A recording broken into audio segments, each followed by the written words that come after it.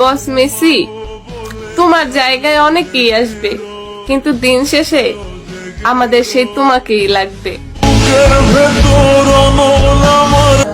একটা বিনোদ দেখলাম, লিওনেল মেসির শেষ ম্যাচের কথা শুনা লিওনেল স্কলনি গান নাই ভাঙা পড়তেছে।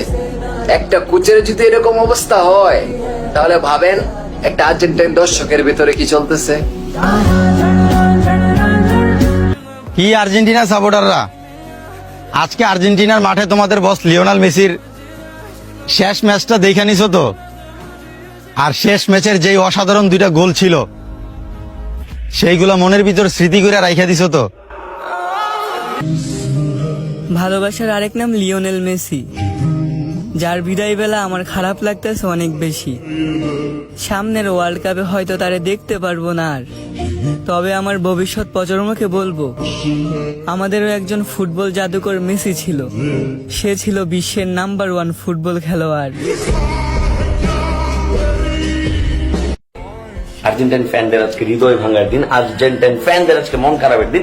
2026-এ লিওনেল মেসি মেবি খেলবে, কিন্তু এই যে তার নিজের মাটিতে, আর্জেন্টাইনের মাটিতে আর যে লিওনেল মেসি কখনো সেই আকাশি কালার, সাদা আকাশি কালারের জার্সিটা পরে আর কখনো মাঠে নামবে না, এটা একটা বিরাট শূন্যতা।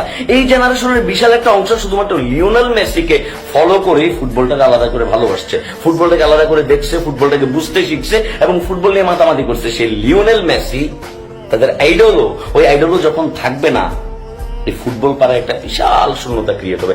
আমি personally Cristiano Ronaldo fan, so CR7 এর যে ভক্ত হিসেবে আমি মেসিকে নিয়ে কখনো ট্রোল করিনি, মেসিকে নিয়ে আমার ভেতরে কখনো বাজে চিন্তা আসে নাই, এবং আমার কাছে কখনো মনে হয় না যে মেসিকে নিয়ে এই কথাটা বলা উচিত। কারণ মেসি যে এমন একজন প্লেয়ার, সে আসলে সকল ট্রোলের ঊর্ধ্বে। হ্যাঁ, কোনো মানুষই ভুলের ঊর্ধ্বে না, কিন্তু সে ট্রোলের ঊর্ধ্বে ভাই, তারা নিয়ে ট্রোল যায় না। মেসির সাথে ম্যাজিক যায়, মেসির সাথে ফুটবল যায়।